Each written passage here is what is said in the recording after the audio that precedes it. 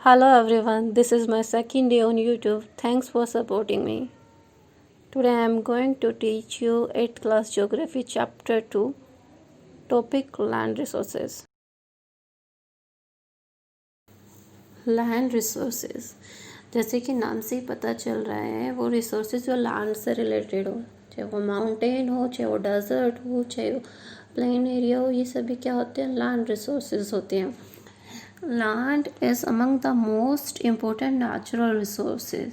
जितने भी natural resources हैं उनमें से सभी में इम्पोर्टेंट कौन सी है? लैंड रिसोर्सेज है. It covers only about 30% area of the earth surface. जो ये लैंड रिसोर्सेज है ये बस अर्थ के सरफेस पे भूपृष्ठ पे 30% है. मतलब जितनी बड़ी हमारी अर्थ है उसके बस 30% क्या है? लैंड रिसोर्सेज है. रिमेनिंग सोचो, रिमेनिंग परसेंटेज कौन कवर करता है?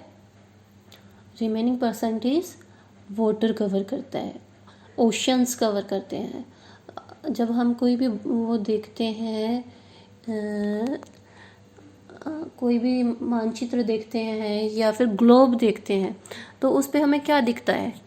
कहीं पे तो कॉन्टिनेंटल्स दिखते हैं, कहीं पे ओशंस दिखता है. जो कॉन्टिनेंटल्स द्वारा कवर किया हुआ एरिया होता है वो लैंड रिसोर्सेज होती है और बचा हुआ वाटर के द्वारा कवर किया गया है. तो लैंड के द्वारा, लैंड रिसोर्सेज के द्वारा अर्थ का कितना एरिया कवर किया गया है? बस 30%. ठीक है. And all part of this small percentage are not habitable. जो ये 30% है, इस परसेंटेज का भी जो सारा एरिया है वो रहने लायक नहीं है. हम कह सकते हैं जो छोटा सा पार्ट है 30% अर्थ का, ये सारा रहने लायक नहीं है.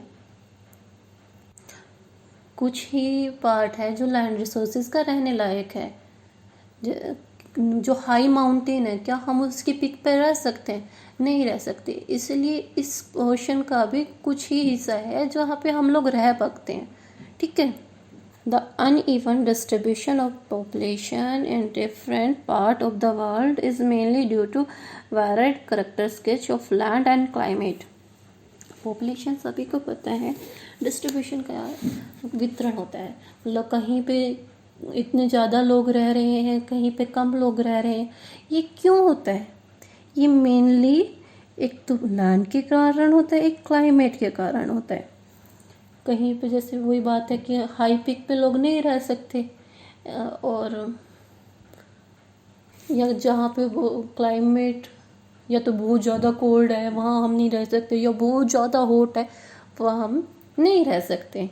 ये इसके दो मेन कारण हैं, एक तो लैंड और एक क्लाइमेट. जो संसार में अलग अलग पॉपुलेशन की, कहीं पे लोग ज़्यादा रहते हैं, कहीं पे कम रहते हैं. The rugged topography, steep slope of mountain, low-lying area susceptible of waterlogging, desert area, thick forest are normally sparsely populated or uninhabited.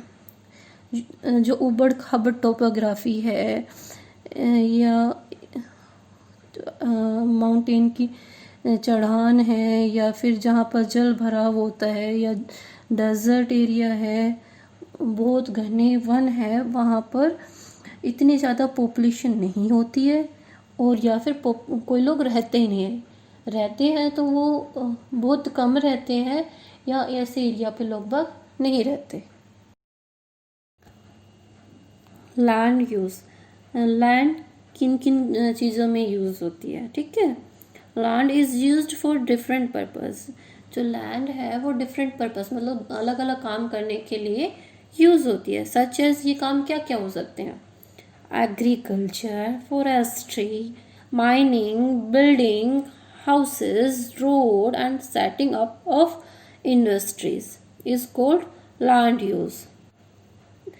कहीं पे खेती होती है, कहीं पे वनीकरण होता है, कहीं पे बिल्डिंग्स होती हैं, कहीं पे हाउस होते हैं, कहीं पे माइनिंग होते हैं, रोड्स होते हैं, कहीं पे इंडस्ट्रीज़ को लगाया जाता है. इन सभी में लैंड का यूज़ होता है. इन सभी को लगाने के लिए लैंड का यूज़ होता है. तो इनका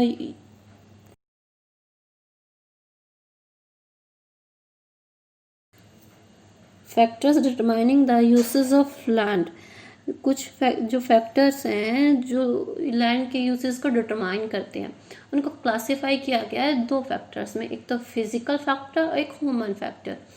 अब बात करते हैं फिजिकल फैक्टर। फिजिकल फैक्टर्स में क्या क्या आते हैं? Topography, climate, soil, minerals, availability of water.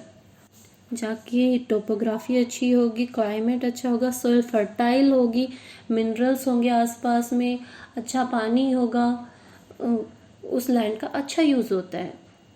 जैसे अब राजस्थान के एरिया की हम बात करें, वहाँ पानी इतना अवेलेबल नहीं है, तो वहाँ कैसा एरिया? स्पार्सली पॉपुलेटेड एरिया हो जाता है, उस लैंड का यूज़ इतना नहीं हो पा रहा है। अब आते हैं ह्यूमन फैक्टर्स। ह्यूमन फैक्टर्स में कैसे क्या क्या आते हैं? पॉपुलेशन और technology.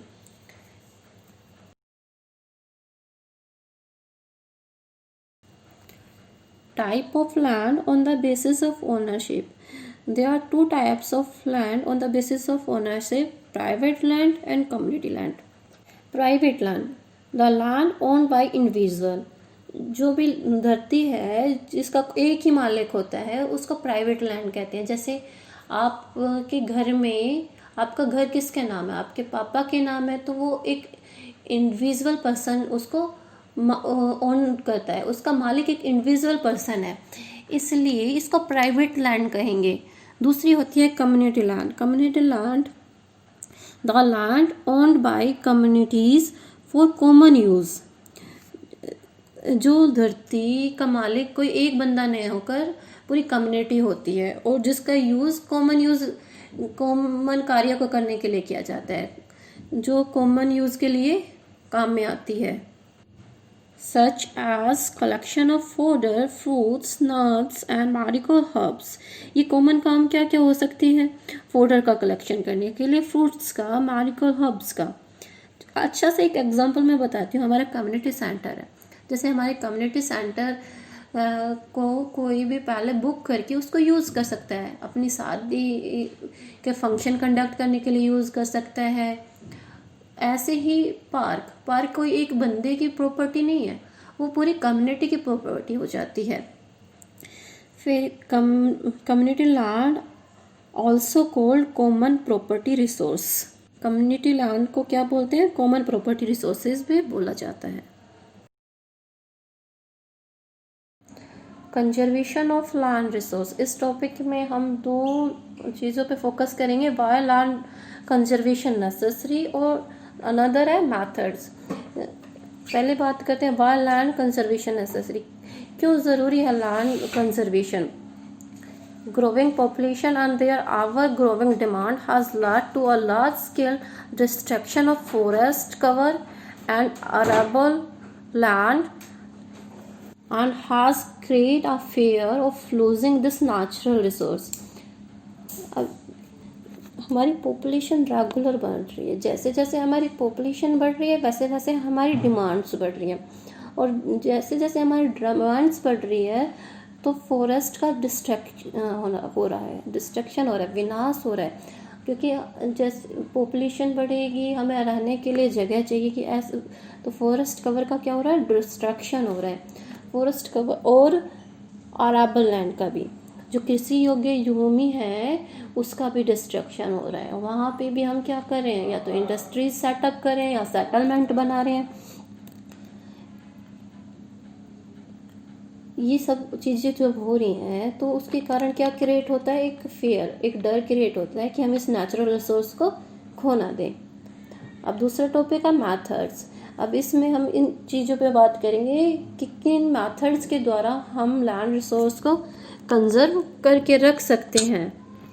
Afforestation, land reclamation, regulated use of chemical, pesticide and fertilisers and check overgrazing are the some of the common method used to conserve land resource. Afforestation का मतलब होता है और अधिक फॉरेस्ट को लगाना, फॉरेस्ट को काटना नहीं बल्कि और अधिक फॉरेस्ट को हमें लगाना है। लैंड रिक्लेमेशन, जो हमारी लैंड खराब हो रही है उसको रिक्लेम करना है। Regulated use of chemical, pesticide और फर्टिलाइज।